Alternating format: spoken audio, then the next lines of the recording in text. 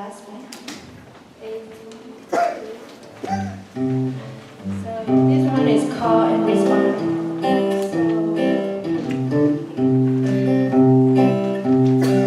So this call and respond. So I say I am a bird, and then you can say I am a bird. Repeat after me.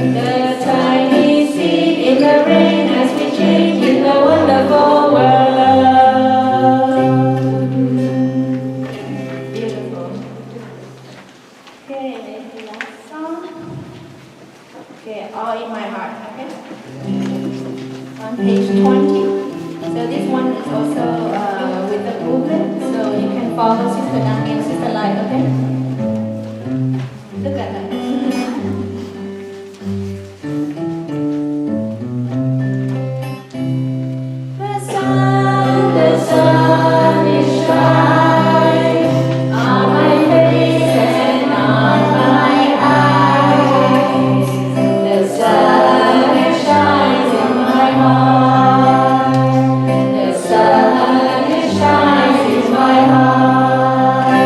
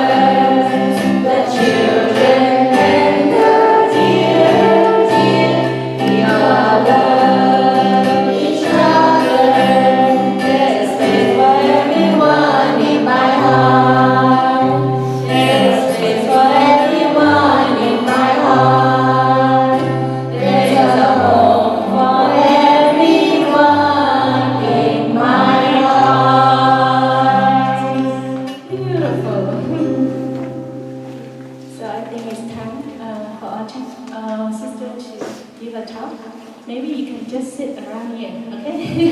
She could give you a chill and talk, okay?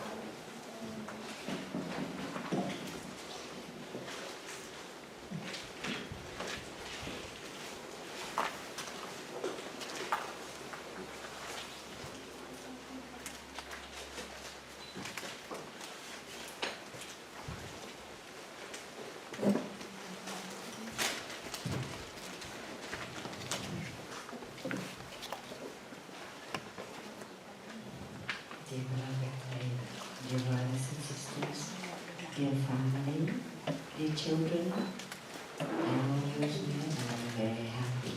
And let us sit up beautifully, visualizing ourselves as mountains. Yeah. Mountains. Very stable, very solid, with back upright. Mountains do not slouch. Upright, we open our shoulders, we relax our arms and put down the relax our arms. We'll enjoy breathing with 3 sounds of the bell.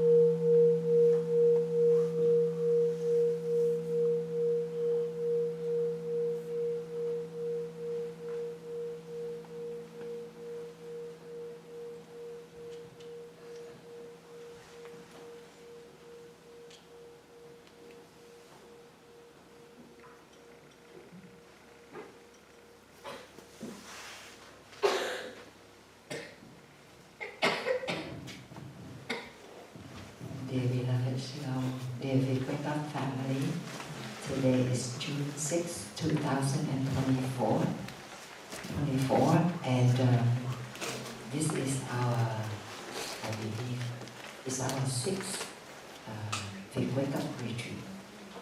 And over the last 10 years, since 2014, we started the Wake Up movement, and we've been to Seattle every single time, 6 times here. And we only stopped because of the pandemic. So now we're back. And we're very happy to be here with all of you. I'd like us to practice a meditation using our own hands. Okay? Let us all put out our right hand. Look at our hands, the right hand. And let's first observe the thumb. Now, how is the thumb different from the other 4 fingers? Can you say some observation? It's a lot shorter than most of the others. It's a lot shorter than both. It's a lot shorter than the other 4, right? Okay. Anything else, Kang? What does the thumb usually do?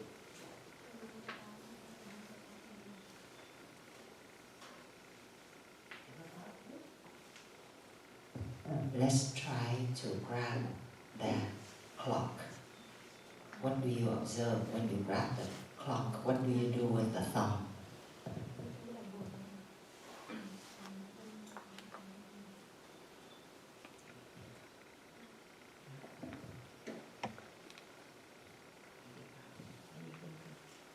But the thumb is always in front.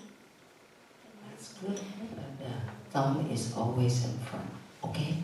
Do you know that the thumb is so important? Let's say we don't have the thumb, an accident takes place. We only have 4 fingers. Do you think you can grab things as well without these 4 fingers? No, so the thumb is very important, right? It looks quite different. It's shorter, it's usually bigger, right? And it plays a very important role. You know, I met somebody who lost the thumb. And to help that person, you know what we did?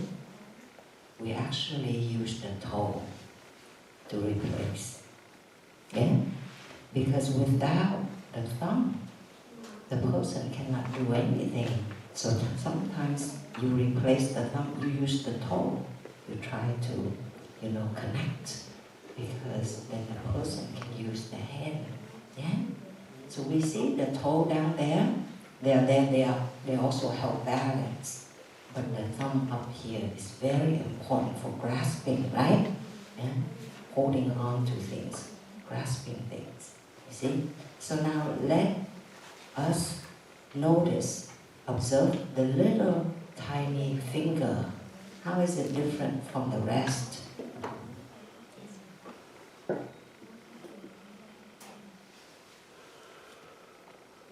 It's the smallest finger. It's the smallest finger, right? But because it's smallest, do you think we can just do away with it? Can we just kind of throw it away? Should we? No? Why not?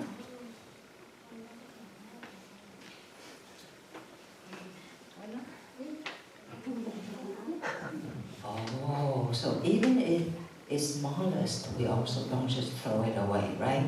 Now, if you look at our 10 fingers, do you think there's any finger, it's kind of useless? Can we just throw it away? Any finger? Any? No. You need them all? No. You want them all? Yeah. So we want them all, and we need them all, and they all work together, right? Yeah. So that's amazing. So now we look at ourselves as a whole, and it's with everybody too. Let's see. Somebody may be small like you, right? How old are you, Gam? You're 7. Somebody who's only 7. Very small, and somebody maybe a lot older. Somebody here maybe in his, who's in your 70s or 60s. Yeah? Or the adults don't want to raise their hands. So we're all of different ages, right? We're all of body size. Yeah? Some are shorter, some are taller, some are thinner, some are bigger, right? But do you see how we are all necessary? We're all needed, all important, right? Yeah. And we all play a role in the family, in society. Does it make sense? Just like the 10 fingers in our 2 hands. I'm saying this because as you grow up, or even where you are already, sometimes you may look at somebody else, at other kids, and you may think, you ever wish to be taller, or as tall as somebody else? Anybody in this audience? Raise your hands. If you wish you were a little taller, then raise your hands high. Okay, wow, that more than half of us want to be taller, huh? What about some of us who want to be just a little shorter? We're too tall. Okay, that's Arista's raising her hand. Okay? See, she's tall, she wants to be a little shorter. Okay? Anybody who wants to be bigger, buffer? Anybody? Yeah, okay. Anybody who wants to be smaller, more petite? Okay, so even though we are very young and when we grow to be adults, often we want to be something that we are presently not. Does it make sense? We just kind of want to be somebody else. We want to look like somebody else. You see that? Yeah? But if we see in those moments, we look at our own hands, okay? And we say, well, one finger is like this, the other is like that. None of them look like each other, right? But they are all important. And that helps remind us that we are okay where we are. Does it make sense? Yeah? We're like, oh, I have a function. I'm okay. I'm beautiful. I'm wonderful as I am, right? And my body is always changing. You may be shorter now, but one day you'll be taller, right? And, okay, you have anything to say, Carl? Okay. Yeah, arm may be injured now, but in a week or 2, it may heal, right? So everything is impermanent. It means that it changes all the time. So all we need to do is to take good care of our body, right? That's all we need to do. And we don't really need to compare ourselves with others, okay? I'm going to get off the podium.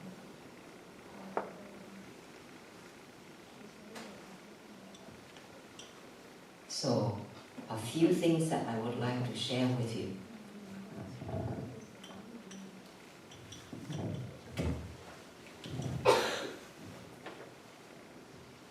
You know, as children, when we are born, and the first 5-10 years of our lives, one of the things that is most important for us to develop, can you guess what that is? Yes, ma'am? What? Quên rồi. I've forgotten. Okay, I will help. Anybody? Yes, come. Motor skills? Motor skills. Wow, okay. You'll be a doctor or something. What do you think about motor skills? Absolutely, God.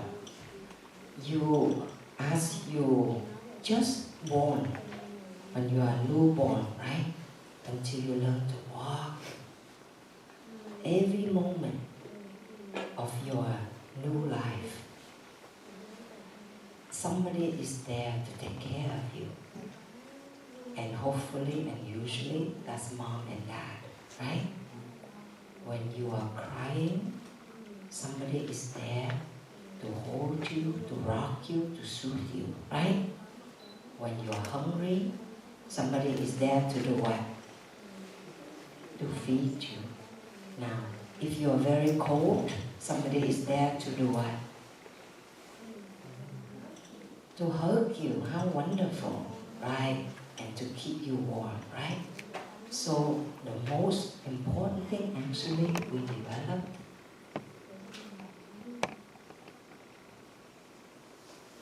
as a child is trust. We trust that somebody will be there to care for us anytime, anywhere. Okay? Trust is very, very important. This is in the Erik Erikson's psychosocial development. Most important stage, trust. So when we're children, we're kind of helpless at first.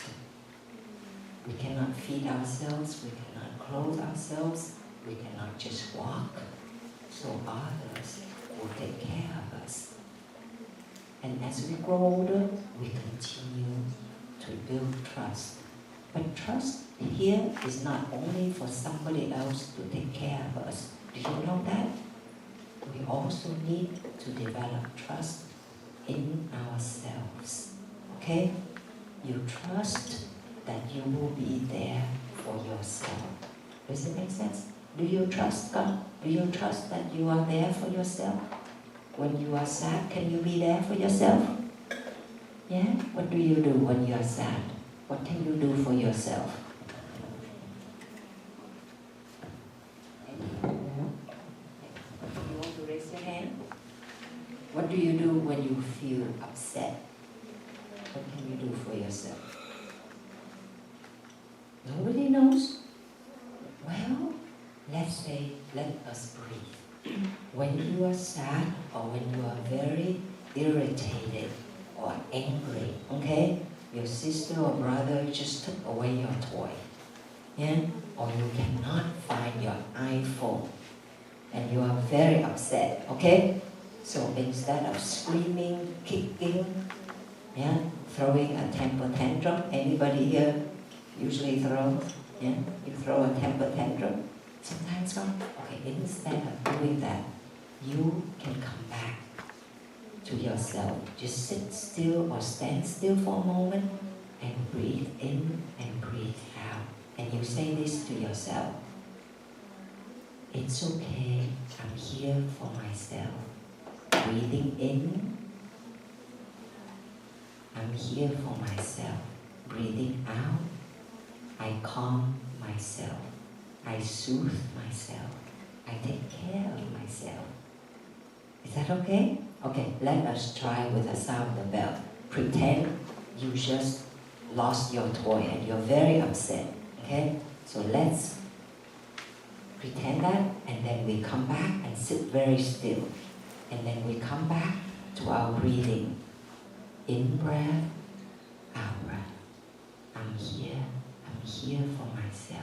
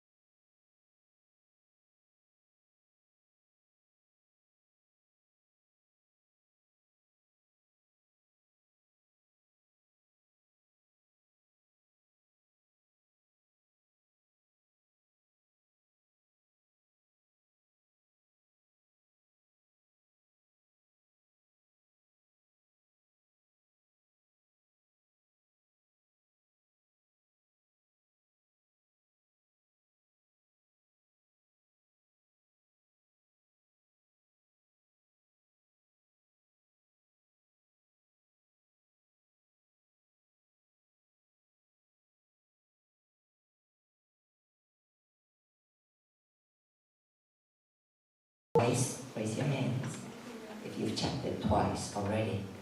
Okay, 3 times already. Okay. Now we check I see people checking their iPhone all the time. The first thing you wake up in the morning, usually we look at the clock, and people are very smart, right? They put the time on the phone. So you become dependent on your phone. You want to check the time, you turn on, you push the button. But when you check the time, you don't stop there. You start to, right, scroll. And you start to look at other things. Isn't that true? Yeah? Well, we are so diligent with checking in our iPhones. And I have this theory. If we are that diligent with checking in our breathing, if we are that diligent with checking in our body, and just saying, oh, I'm here, I'm here, I'm here, I guarantee you will be much happier and much more at peace in yourself and in your life. And we can be so diligent looking for things outside of us, but we neglect ourselves. Meanwhile, do you realize that? Yeah? And the more we keep looking outward, checking for things out there, looking for people's approval, like, right? And if you post YouTube and videos and things, you want people to put this thumb up, right? You want people to approve, to be approved, to give you that approval. And then maybe they're nice sometimes they're not very nice to you. And then you feel sad, right? So the more we depend on others for their approval, the less we are in touch with ourselves. The less we trust that we can give ourselves that approval, that presence. Does it make sense, adults? As parents, we actually entrust our children to the iPhones. We want them to use their iPhones so that they can leave us alone, so that we can do work, right? So that you can leave them there for 5 hours and they don't even move. It's very effective, but it's very damaging to their mental development, to their brain development, to their physical development as a whole, mental and physical development. Okay, come. It changes your whole body. Now let's say if you keep if you keep lifting weight with the right arm and you don't do anything to the rest of your body, what will happen to this right arm? If you keep lifting weight, what will happen to it? It gets very big, right? Very buff, right? But what about the rest of your body? You will shrink, you will atrophy, right? You will be shrinking and being very weak, right? Well, it's the same thing. It's the same thing. If we keep checking our iPhone being on there, then the brain, certain parts, the motor skill, right, that have to do with the electronics will be very well developed. But the rest of our brain, a lot of it is neglected, is not used. You see? That's physical.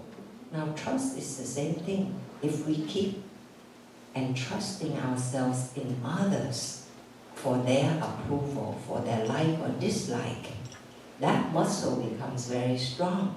But we forget our own trust for ourselves. Yeah? So, and when one does not trust oneself, actually one cannot be trusting in anything. Even though we think we trust others, but we really don't trust others. You see? Because we cannot be there for ourselves. How can other people be there for us? Yeah? So it's very important. Can you do that every day? Just every so often you come back and sit still hold yourself and say, I'm here for you. I'm here for myself.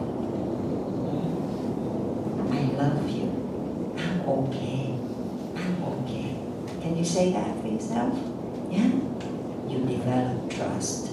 Okay? Let us listen to one sound the bell. And do just that. Put your hands around you. Just wrap yourself in your own arms. Okay? And breathe. And just say, I'm here for you. I love you. I'm okay. I'm more than okay.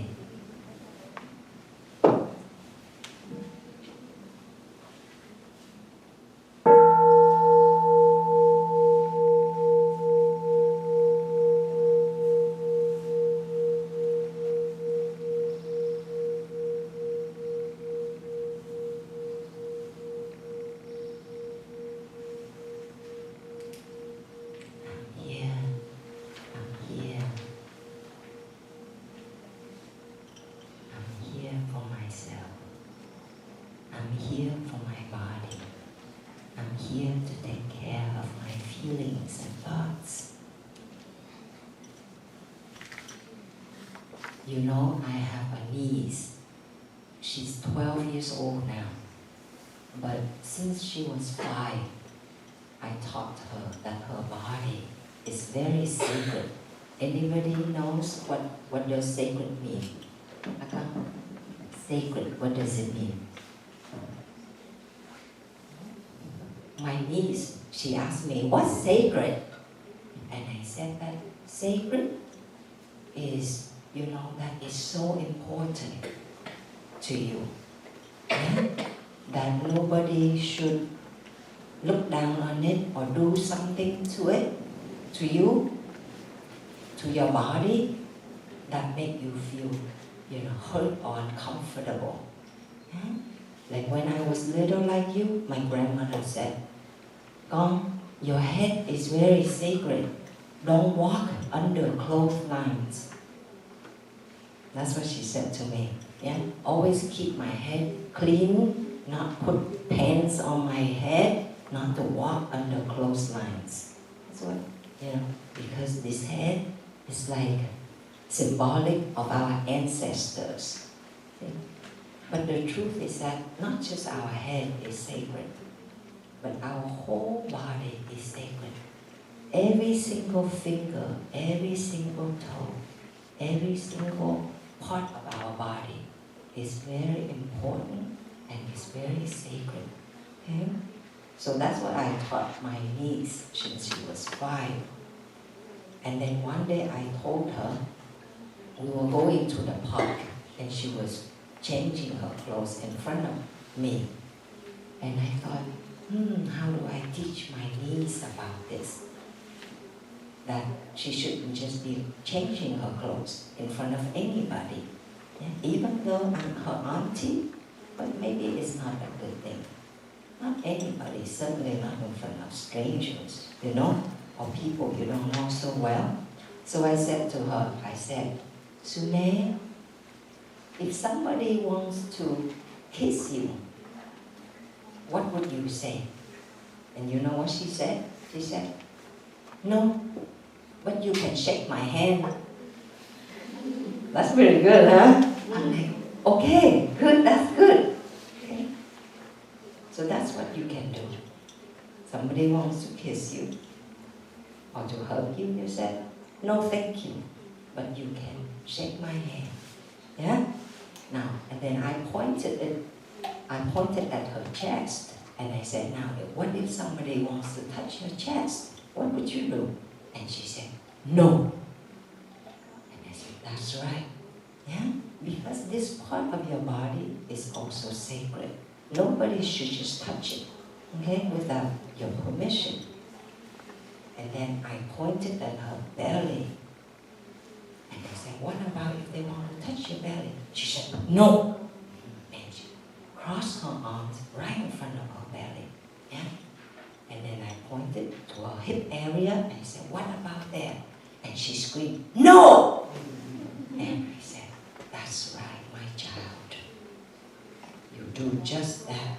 And I said, and if anybody who touches your body, it doesn't matter if that person is a relative, a friend of the family, a neighbor, a stranger, anybody who touches your body and you don't feel right, you don't feel comfortable. And this is when it comes to trust. You have to trust yourself. Okay, come?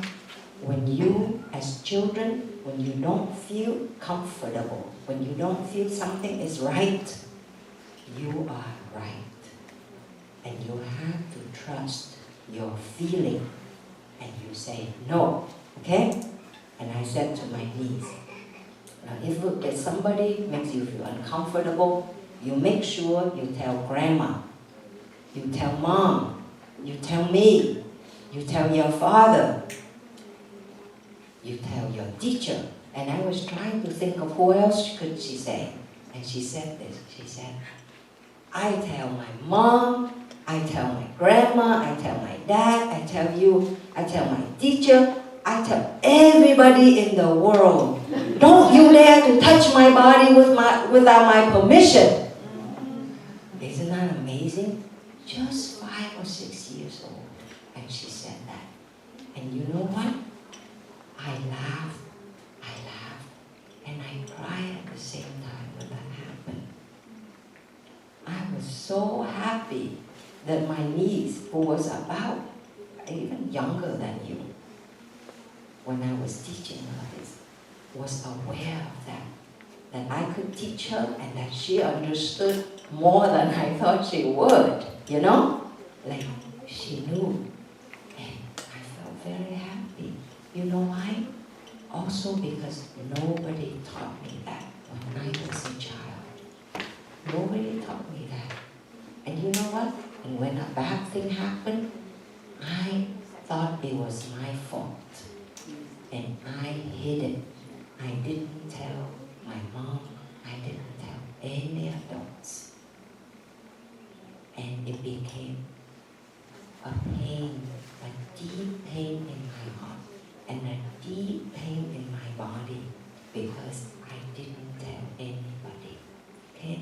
Because I didn't trust my own feeling. I was small, but I couldn't have trusted my own feelings. Okay, come? So, do you understand what I'm trying to tell you? For boys and girls, okay? Teenagers, young people, adults. Very important that we remember that our body is sacred, okay? That throughout the day we keep coming back to our body and say, I'm here for you. I love you. I take good care of you. And when there are bad feelings, we embrace and we breathe and we rock ourselves. We talk ourselves through it, okay? And when something is not okay happens to us, when we feel bad, uncomfortable, you make sure you tell somebody, okay? You can help. You don't hold it inside. You don't let it happen again and again. Okay, come? Alright. So let us enjoy one sound of the bell, then you can go out and play with Sister Calm Down and Sister Light too. I'm so happy that you have, these two wonderful sisters, and they will teach you many wonderful things, and maybe you can practice body scan, today, just to come back to the body and express love for the body.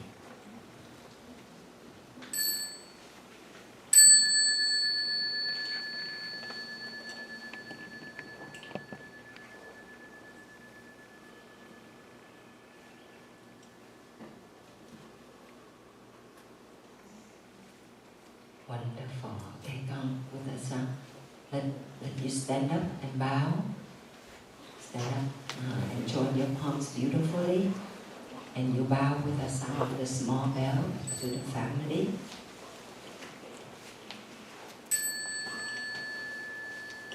Wonderful. Thank you, Kakam. Enjoy playing. Okay? Remember to check in your body every so often, okay? And just hold yourself, say, I'm here, I love you. Huh? You are sacred, my dear body. Okay, come, you can go, all children. If you are 12 and under, you can go out.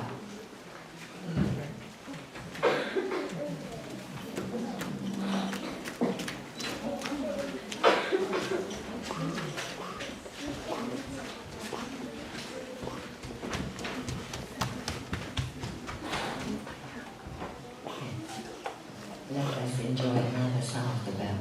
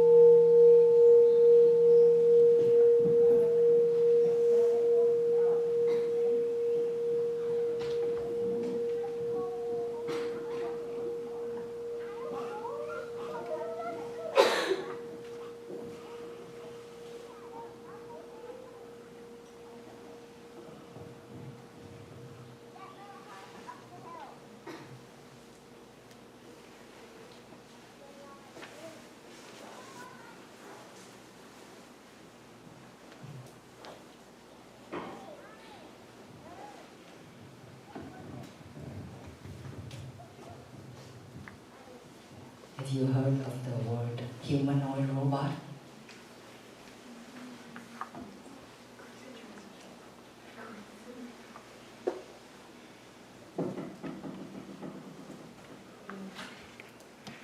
You've heard of AI, right?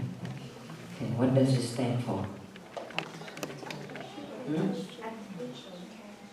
Artificial intelligence. Okay, it's artificial intelligence has become and is becoming very integrated in our daily lives, right?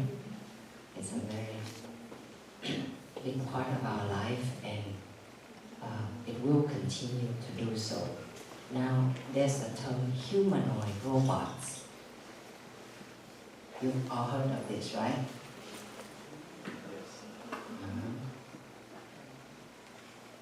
Humanoid robots are robots that look more and more like human. I mean, they actually make the skin look and feel like soft, like human, right? The body shape like human. Unfortunately, they usually make the female humanoid robots very sexy looking. Yeah? Have you seen them?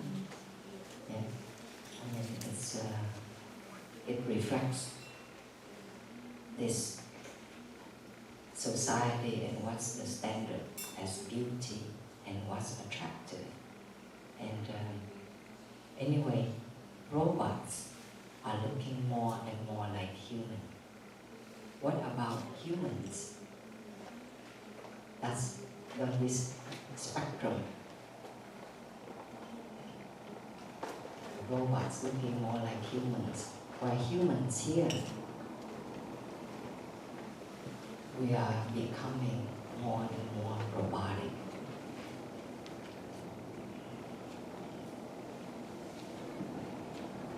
We are robotic humans.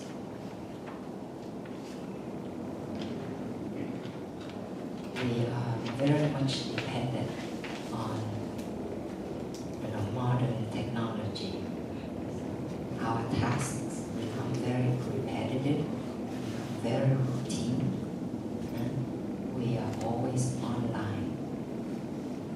And when I was having a discussion with the teenagers, this is our third retreat on our Big Wake Up teaching tour. And I talked to the teens in the other two retreats. And I asked them, how are they becoming more robotic humans? And they say, we're very dependent on electronics. We communicate less and less. Do you observe that in yourselves and in your children? And we communicate less and less. We are not with nature that much. We instead of being outdoors. So it's a great blessing that we're all here. We create an opportunity for ourselves to be with nature. We are a part of nature, and yet we are so cut off, always indoors, online. And one young person also said, we are not really in touch with our own feelings. Do you feel that way? Yeah. Well, our feelings are very much suppressed. Now, as we become more and more robotic humans, even if we are 99.9% robotic humans, means mainly robot, only 1% human, we still have feelings, right? We still have self-consciousness, we still have thoughts, and that 1% human can still cause us a lot of suffering. The kind of suffering that robots will not have, because they don't have self-consciousness, because they don't have feelings, because they don't have a need for love or to be loved. Does it make sense? And we see this phenomenon in our society more and more. Yeah? Anxiety disorder, depression, paranoia, isolation, become more and more prevalent in our society. Electronic addiction, they call eye addiction, and iPhone, iPad, eye addiction becomes a lot more prevalent and more damaging to our society. And that is a reflection of us becoming more robotic humans. We're not in touch with our feelings. We're not taking care of our bodies and our mind. And that need to love and to be loved, we replace those needs with entertainment instead, yeah? With different ways to escape ourselves. So today I would like to share with you the teachings on true love, how to be authentic to ourselves, okay? How to be more authentic, to be more in touch, to be more present with ourselves as fully human as possible. We can still rely on AI, artificial intelligence, but we don't have to become AI, artificial intelligence, because we cannot ever completely be artificial intelligence, right? Because of our human flesh and bones and emotions. So actually, from artificial intelligence, if we know how to come back and care for ourselves moment to moment, body, speech and mind, our thoughts and feelings, this AI, it can stand for authentic insight. Okay? Authentic insight means that the wisdom that we have now, AI, robots, they have a lot of information. They are more knowledgeable than us because, all the information can just be uploaded to them. And they'll spew out all facts and information and data, right? Just mechanically, automatically. But as human beings, we're different in another sense, is that we can develop insights. Even if you have dementia, even if you are a little tiny child, you can still develop insights. So let us breathe with the sound of the bell and just be in touch with our human body. Be in touch with the fact that we are still breathing, that we are still alive. And that is authentic insight right there. I am still breathing, I'm still alive. At this moment, I'm still young, healthy, handsome, beautiful. Compared to the rest of my life, this is the best moment right now. Okay? breathe for that.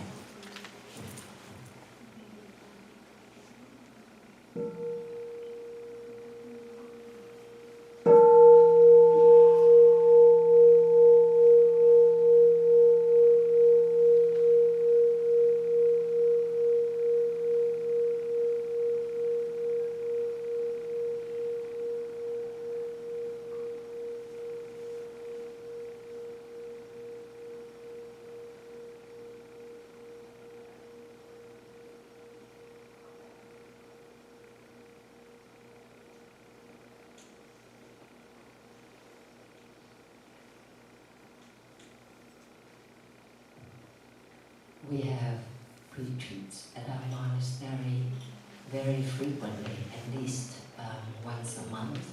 We have friends coming to stay with us all the time for a whole week or a month or 3 months. So that's ongoing.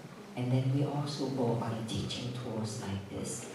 And I am frequently reminded that there is so much suffering, even though in a little tiny child, a child can already have experienced a lot of trauma or abuse or neglect or abandonment or addiction, like eye addiction, electronic addiction.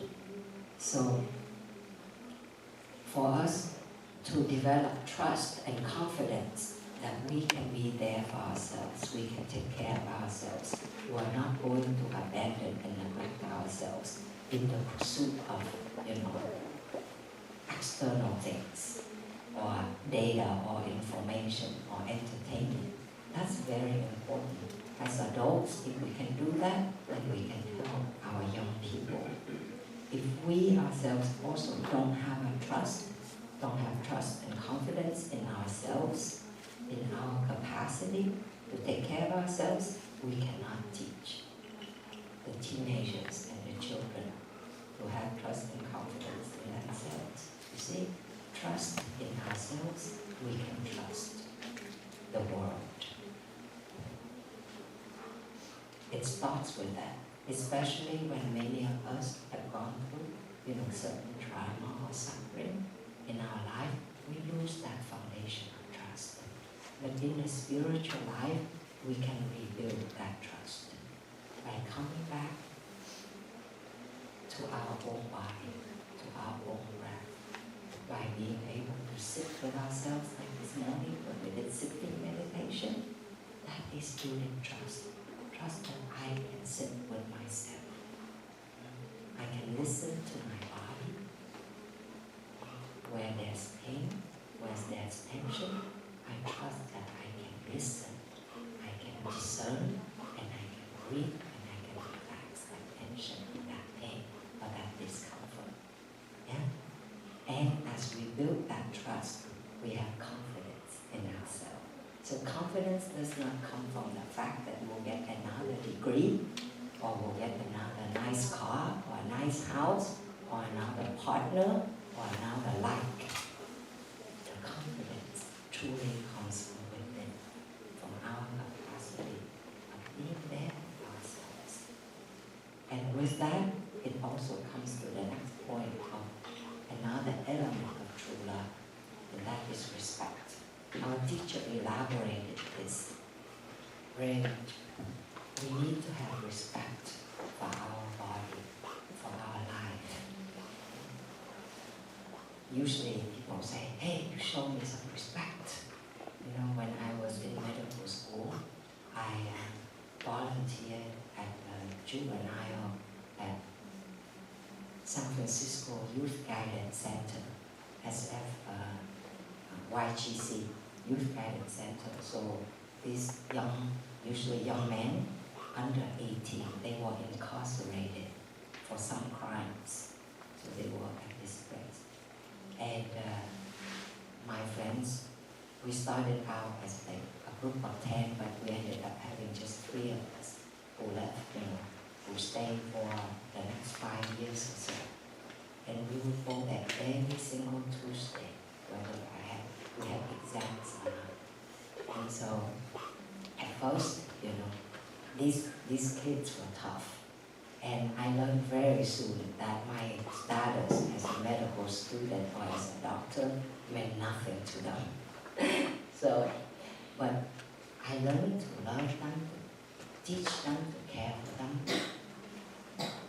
being very authentic with them, and at the same time, knowing how to discipline them, to be calm, to be present, to be proper.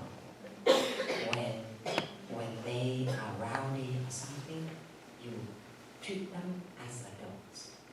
You are stern, but not hateful or angry. We don't react, you see, because they feed on that. So anyway, they taught me a great deal during the 5 years that I volunteered at San Francisco Youth Guidance Center.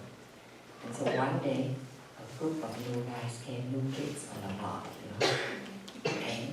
and I walked in that day, I walked in all by myself. Sometimes I would show up by myself when my other 2 friends couldn't come. And these kids, they were checking me out, like looking at me up and down and saying some derogatory words. And the other kids, they said, "Hey, she's an OG. Show her some respect." You know what's an OG? An original gangster. So I'm like, an OG of all those gangsters. So we use the word respect. Show me some respect. Give her some respect. But actually, that respect has to come from deep within. We need to show respect, actually, first and foremost, to our own body.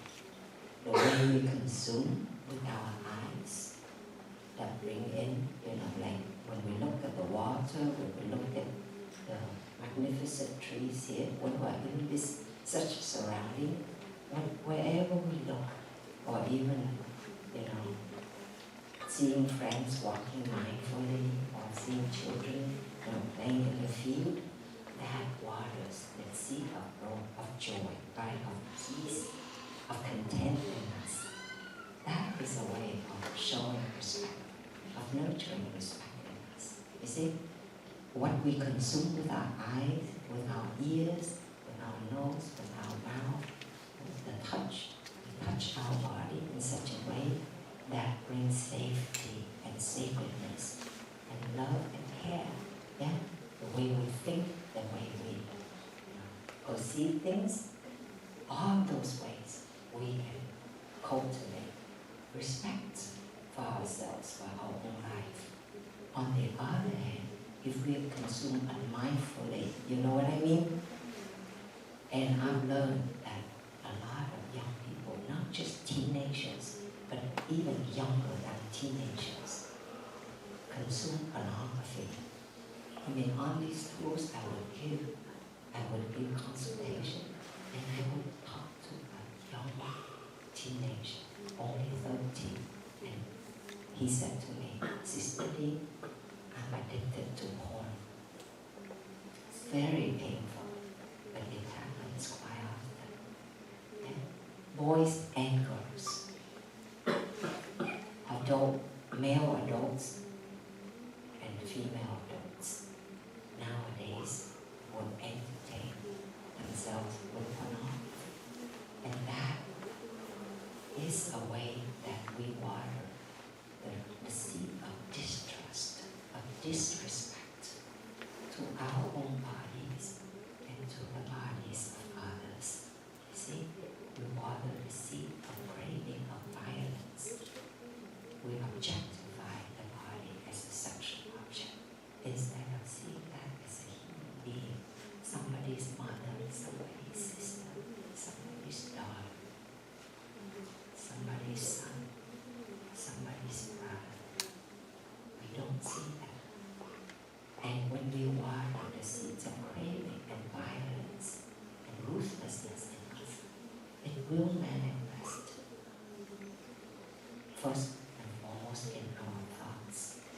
Those thoughts become haunting. Yeah? And they're there more and more frequently, day and night. And they will come out in our speech. And they come out in our body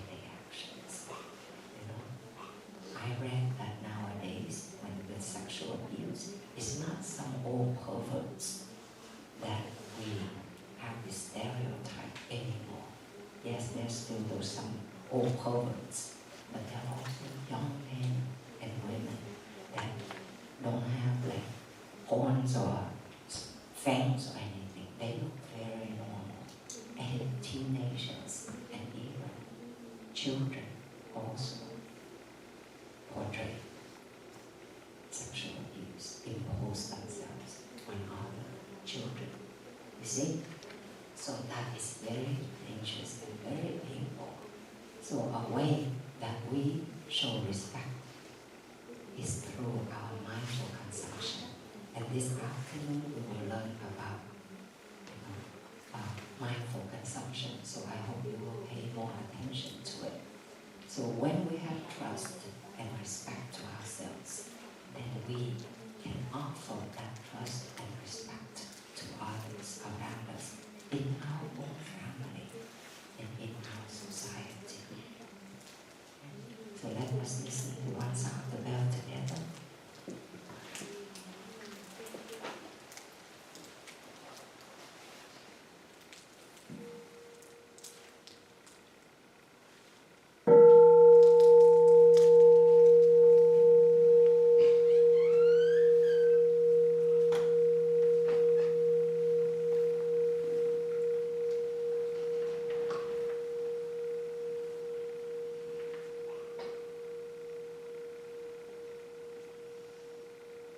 Safe in myself, I am safe to the world.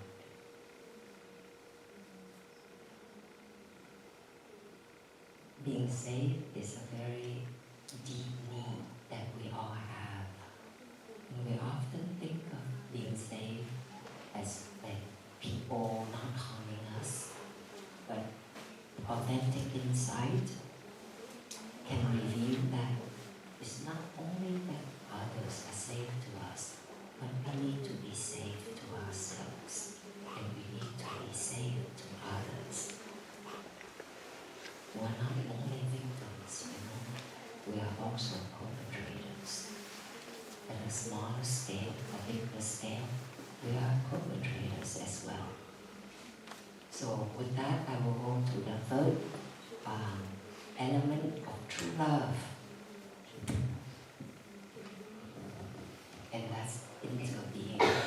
In Vietnamese, we learn the 4 elements of true love. Tứ vô lượng tâm, từ bi hỷ xả. So this is a real translation of that. So xả, the 4 immeasurable minds of love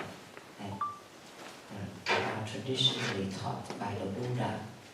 They include equanimity or non-discrimination, and I'll go into that. I translate it as interbeing. And then there's từ, means loving kindness, be compassion, and hỷ is joy. Yeah? And the trust and respect, they were added by our beloved teacher, Zen Master Nghiem. So now, equanimity or non-discrimination.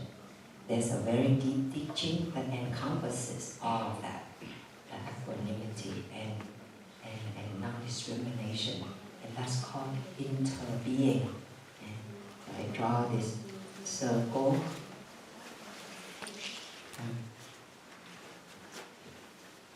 Have you seen this sign?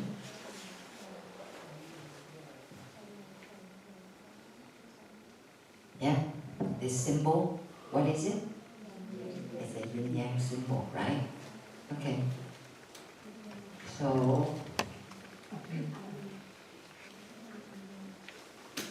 it's like a circle, and there's actually a beam.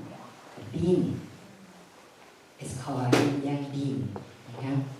And half of the beam is white, and half of it is black. On the white half, there's a black dot, and on the black half, there's a white dot. I call it an interbeing. Yeah?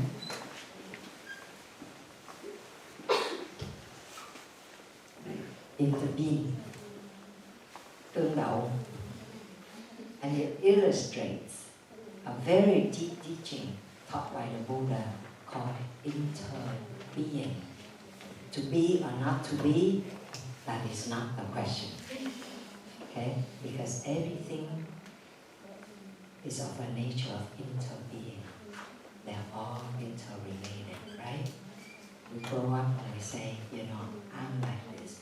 I think this way, I speak this way, I act this way. This is who I am. But if we look deeply, it's not.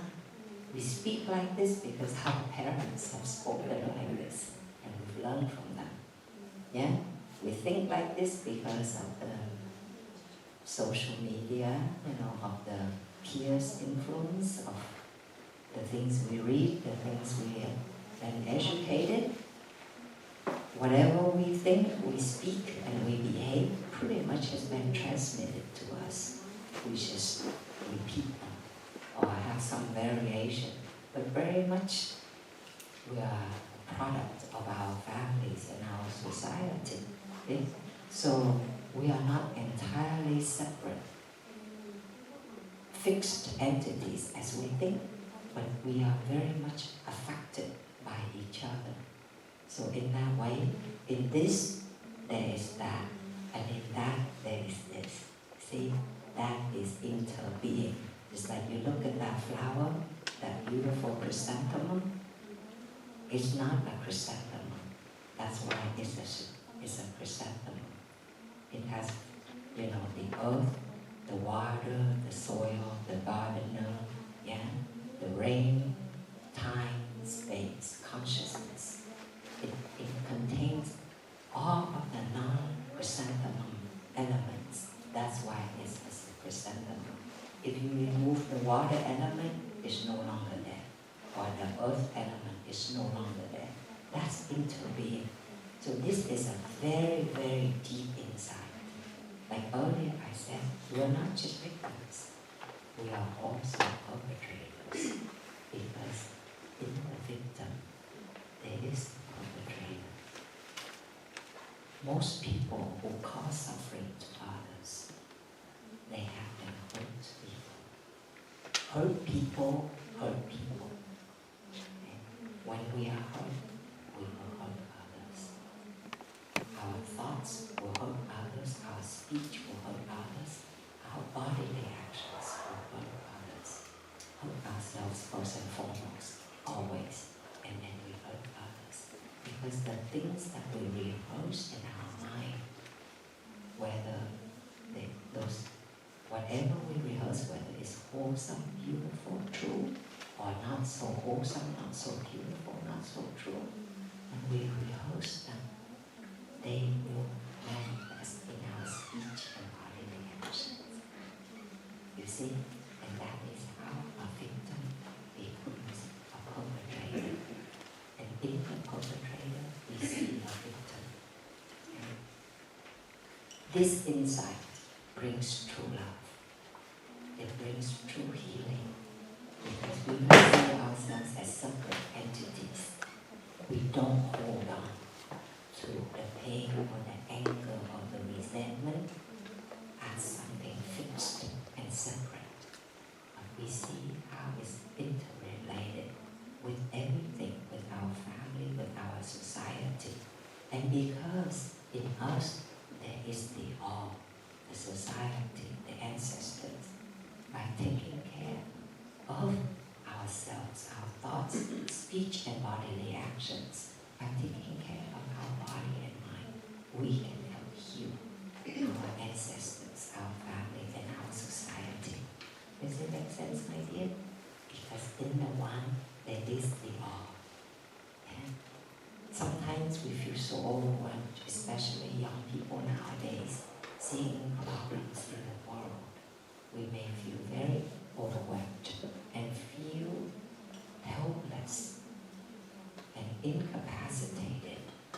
We feel like we cannot do anything. And then what do? We just kind of give it up and we contribute to the social problems by mindless consumption and by just doing things that are very destructive to ourselves and others because we are in such deep despair. So we're not helping, we're just contributing to more trauma, abuse in the world. But if we see in us, there's everything. all generations, society on us, then we take that responsibility, that initiative to take better care of ourselves. And thus we can take care of each other. Like right now, you see, we are taking care of ourselves and each other by being here. So let us breathe with this insight of interbeing, that we can heal the wound, let's say in our childhood.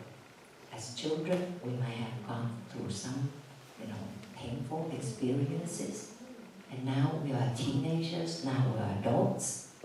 Well, that inner child is still in us. We can heal her, we can heal him, we can heal them right inside of us. If our parents cause us pain, if we have caused pain to others, well, they are still in us. If we take care of ourselves, we can heal them in us. We can forgive them in us.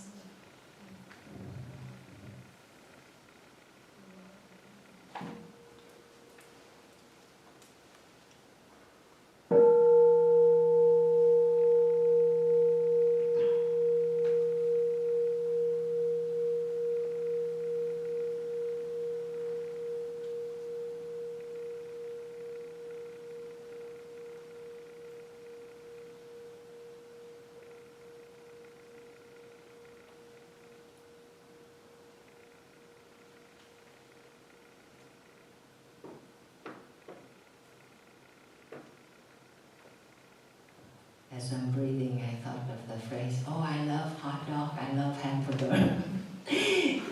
We use the word love so carelessly, right? And so frequently, but because maybe we don't think much deeper. But these are elements of true love, okay? Trust and confidence, first and foremost in ourselves, so that we can have trust and confidence in the world. Respect for ourselves, so that we can show true respect to others, so that we can be safe to ourselves and to be safe to others. And the inside of interbeing, it can be a concentration, a contemplation for us. And we see that everywhere, everything has the nature of interbeing. Yeah? Now, the next element of true love that we learn is that loving kindness is usually translated as loving kindness. The word maitri, or mitri, it literally means friendship. Okay, friendship. So in true love, in being truly authentic to ourselves and to each other, we need to build that friendship. So cannot just be boyfriend, girlfriend, husband, wife, or whatever, and don't have that friendship. The romance will not last very long. But the friendship, deep friendship with ourselves and each other can help us rebuild and trust and respect. Yeah? And this friendship here, in my practice, I've learned to develop a relationship of friendship with my own body, with myself. Okay? I like the word befriend. Like I befriend my in-breath. Breathing in, I befriend my in-breath. Tôi làm lại cái hơi thở vào của tôi. Breathing out, I befriend my out-breath. Hello in-breath. Hello out-breath. Learn to befriend your breathing. Because our breathing reflects everything about us. In the Chinese character for breath,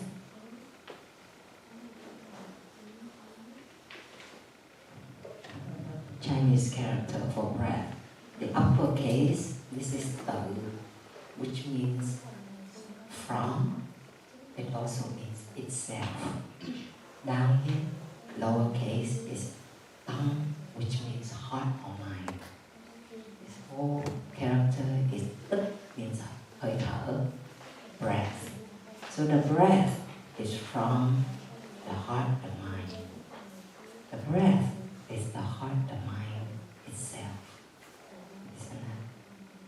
authentic insight right there. AI.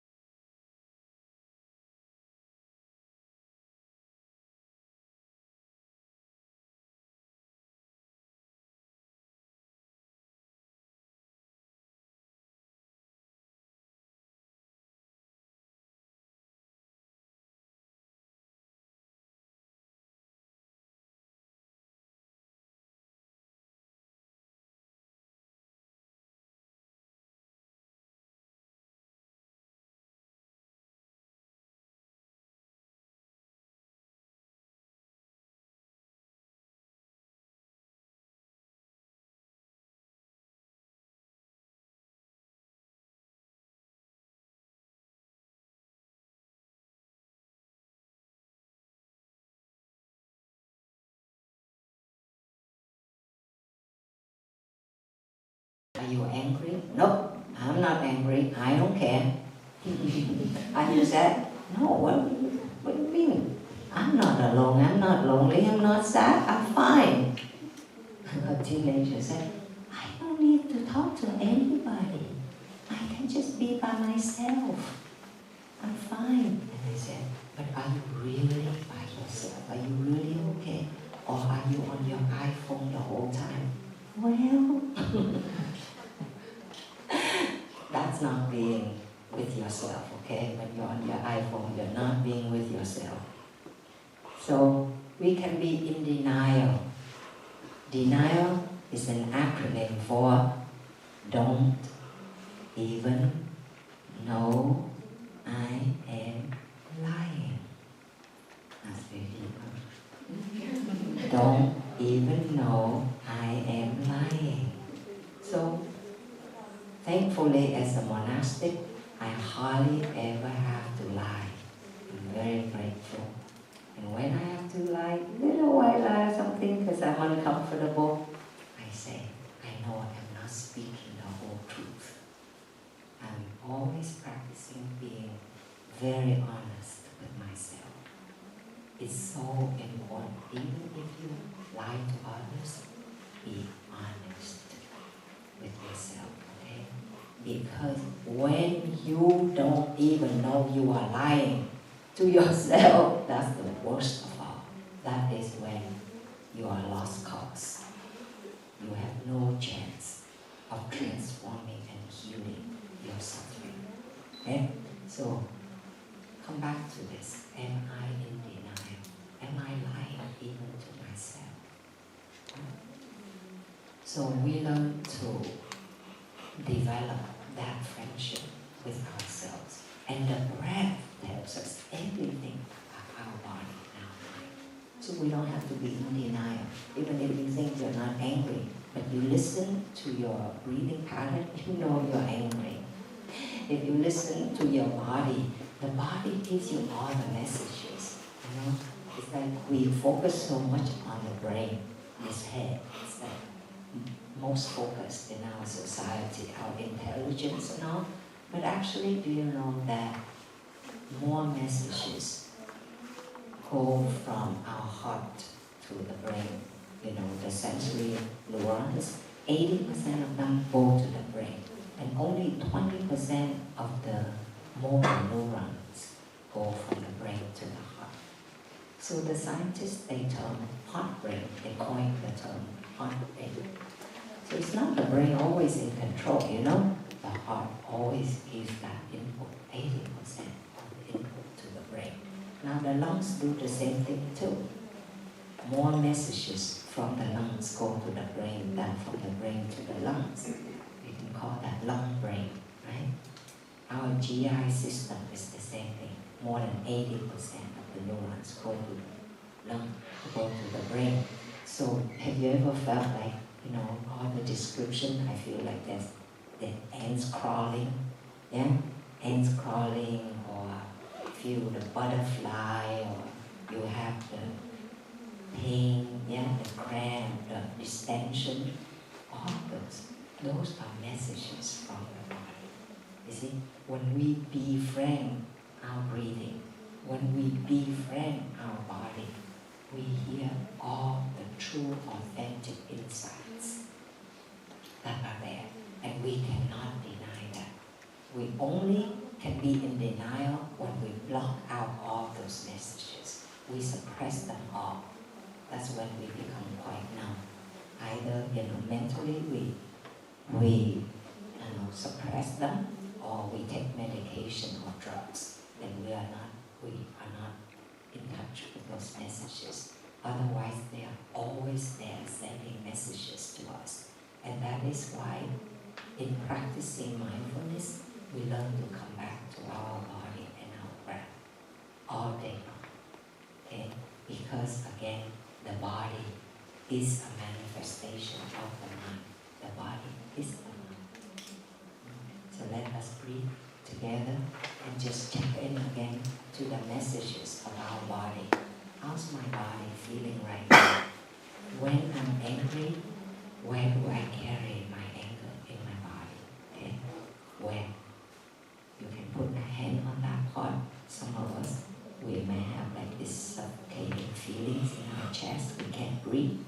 Or you feel like this pain in your abdomen or in your shoulders or somewhere. Just recognize, where do you usually carry anger versus sadness. Is that a different place that you carry sadness rather than anger? Or is it the same place? So just check in, identify that, and just breathe into those parts of our bodies that carry pain and tension for us. And thank them for doing so, and relax them, caring for them.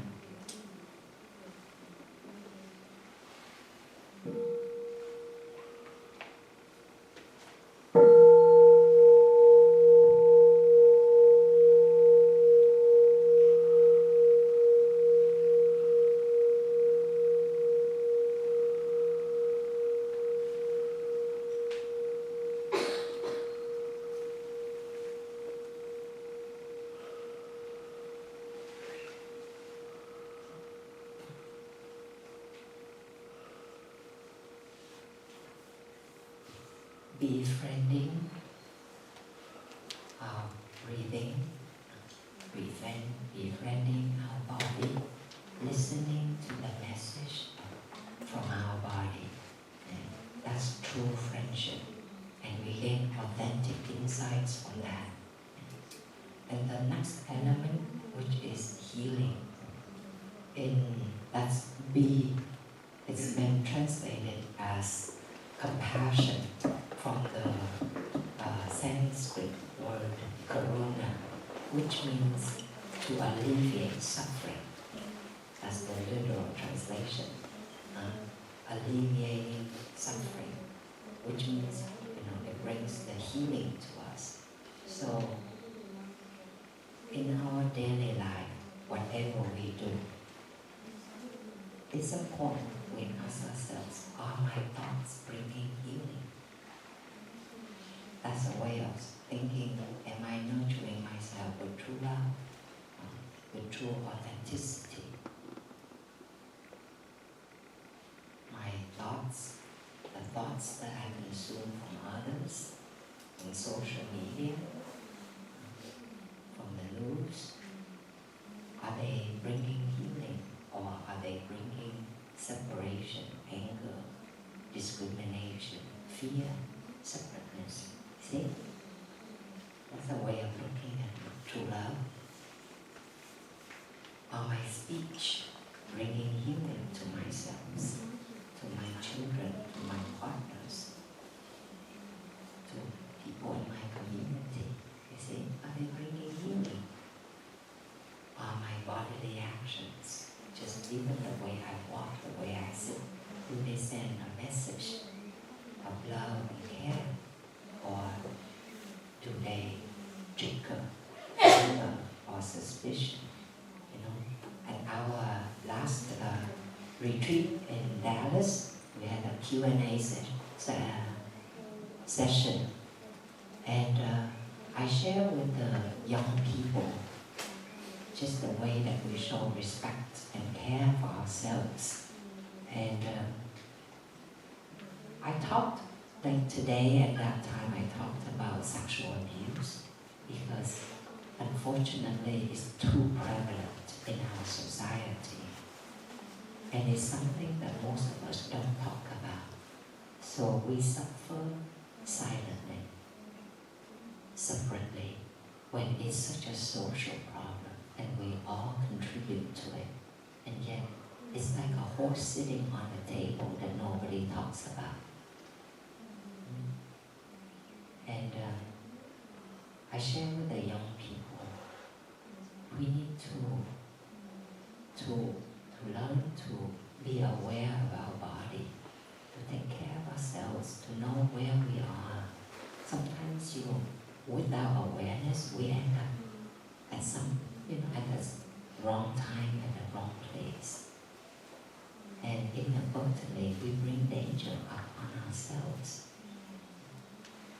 I've also met young mothers who have divorced, who have gone through a divorce with their husbands, or even mothers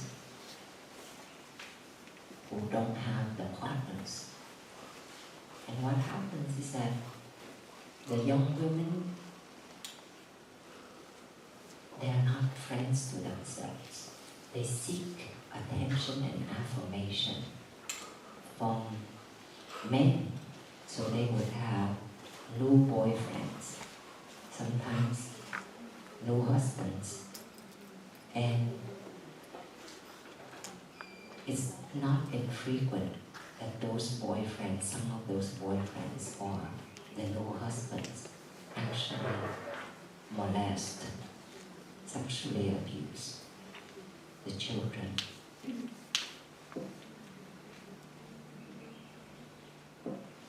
The mother would be very surprised to hear that.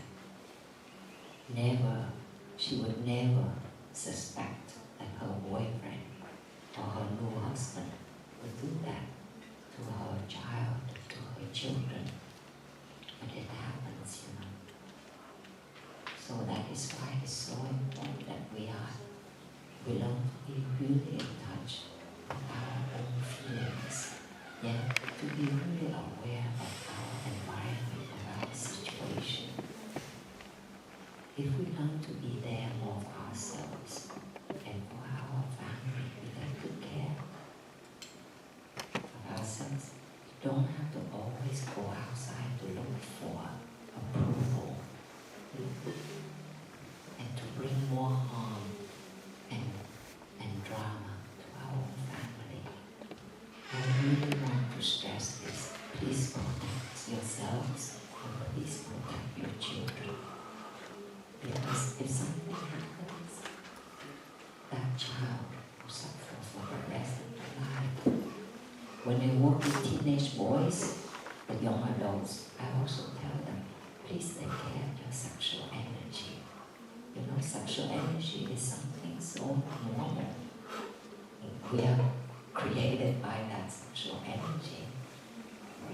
We come from that, but we are much more than that. Besides our sexual energy, we have our breath energy, and we have our spiritual energy, mindfulness, concentration, authentic insight. We have different kinds of energy. So if we don't know how to take care of our sexual energy, it becomes everything. We forget the breath energy, we forget the spiritual energy, and it brings harm to ourselves and to others. And we may never think that we would be the abusers. Never. I never do that.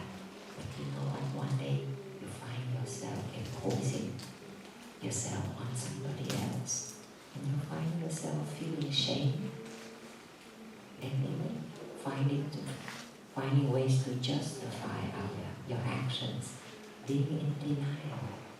No, it wasn't that bad, I didn't mean it, etc., etc. You see? So it's so important to have the self-awareness We are different from animals in different ways, but one certain way is that we have self-awareness. A cat is very aware of the mouse, but the cat is not really aware of its own body, the way it's moving, the way it's anticipating the prey. But humans, not only are we capable of being aware of the objects outside of us, as humans, we are capable of being aware of our bodily movements, of our thoughts, our perceptions, of our feelings. Now, most of us don't pay attention to that. We just do things automatically, mechanically. So we are being that robotic humans more and more. But really, we do have self-awareness. It's in our forebrain. And with that awareness, it can help us, protect us, and protect our loved ones from being harmed and from being harmful to others. And that's very deep, deep healing. Okay, I'll go on to the last element, which is joy. In Vietnamese, that's hỷ. We talk about từ bi, hỷ xả, joy. Yesterday in the orientation, my sister talked about joy. By leaving behind the busy life, we come here and we experience this beautiful environment, we experience peace and a sense of joy right away, right? So in our society, we think happiness comes from getting more, consuming more, right? With our eyes, ears, the sights, the sound, the smell, the taste, the touch, the thoughts. We think we get more joy and happiness through consumption, through our six senses. But actually in Buddhism we practice, and this is authentic insight. Joy and happiness comes from letting go, not from grasping and holding on. From letting go, we experience joy. Just like if I hold this microphone too long, my hand will get tired, right? But if I can just put it down, if I can just release the fist, there's relaxation, right? So we learn to release the grip more and more, whether it's physical or mental or emotional, we release. Letting go brings joy and happiness. Mindfulness brings joy and happiness. So you've been here just since yesterday until today. See, by practicing mindfulness, did you enjoy the walking meditation this morning? It's just a simple thing. I get my joy from the simple things coming from the earth. You look at the beautiful trees, they are so magnificent. They are older than us, any one of us here, right? You look at the water. You breathe in the fresh air. You haven't gained $1 more, one more title, and yet you are touching deeper joy and happiness than if you were to buy an iPhone that is most, what is it? Is it i13 now or i14? 14. Huh? 15 already? Oh my goodness. Yeah? You may get joy, but it's very short lived. But if you touch this kind of joy, you really can touch it often throughout the day, anytime, anywhere. As a practitioner, we learn to cultivate joy and happiness anytime, anywhere. You sit there, you're sitting there, you feel bored, just breathe. Say, wow, I'm so thankful right now. I don't have to do anything. I don't worry about anything. Or right now, I don't have a toothache. Right now, my body is okay. I'm content. So you change a feeling, a neutral feeling, or from boredom or sadness, you can just give rise to something positive, and it becomes a pleasant feeling. You see? So a practitioner cultivate joy. And you don't just have to consume. Okay? And so I will end with this, with a story. An archer, he wants to, or she wants to deepen the skill to be a better archer. So the person travels a long distance. And then finally this person comes to a forest.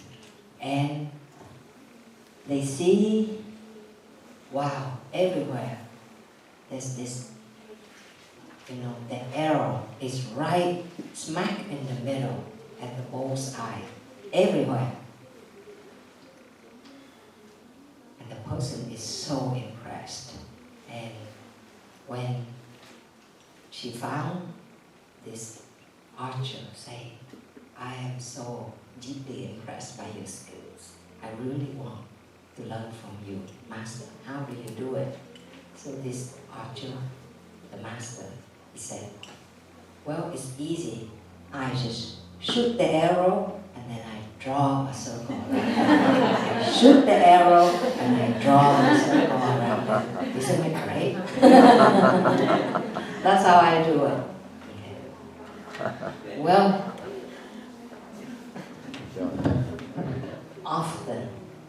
often we have ideas about love, about life, about happiness, right? We have all these ideas and we try to aim for it. We try to aim for it and then it gets somewhere here, there. And we are very disappointed. We're never satisfied because it's never really what we thought it would be. Right? Never. We are never enough. Never good enough. Never have enough. But we can learn from this lesson. If what we do go in this direction, every thought we produce, the speech that we produce, the bodily actions that we produce, is in direction of authentic insight, in the direction of peace and harmony and healing, of friendship, of trust and confidence, these 6 elements of true love.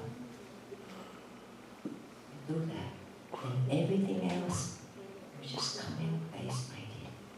Everything else, your status, the money, the car, the house, the partners, the life that you may have, whatever, it will come in place. It may not be what you expected or you anticipated, but you will be able to be at peace with it because you know you have done your best in that direction and with that authentic insight.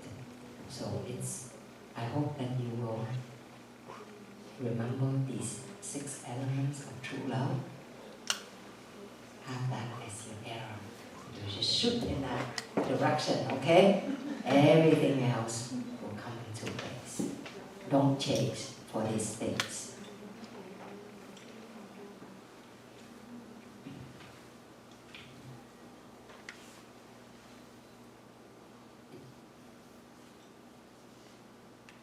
In our practice, you are here, let's say, for 3 days. You will experience a lot, and you will have many authentic insights. But it's very easy when you leave here, you go right back. Because it's habitual. We rehearse so much, we rehearse our way of thinking, our way of speaking and behaving, so it's easier to go back to that habit. And whatever that is rehearsed often, it becomes a habit. And a habit becomes a personality. Oh, I'm like that. I don't interact with people, or I'm like that. I scream when I'm drink when I'm depressed. Yeah? I'm like that. That's a personality. But it comes from a rehearsed action that becomes habit or personality. And a personality leads to a certain destiny. So in that way, we're not just victims, we're also perpetrators. And we perpetrate those actions in our daily life. And with mindfulness, we can learn to choose. See, we really have a chance. We choose to go in that direction. And it helps us to have true love for ourselves and others. And it will bring deep friendship and healing and joy. Okay? So thank you, my dear ones, for choosing to be here or being taught to come here. We're very glad that you are here and hope that you will stay until Sunday and that you will continue to keep your hearts and mind open so that we can share many wonderful moments together. And we can grow together. And what we do here, we can continue to practice outside, okay, out there. And that is helping society.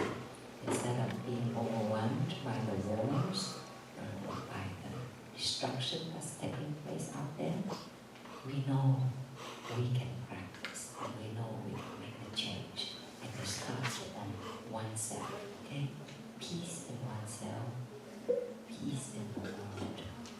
Safe to myself, I am safe to the world.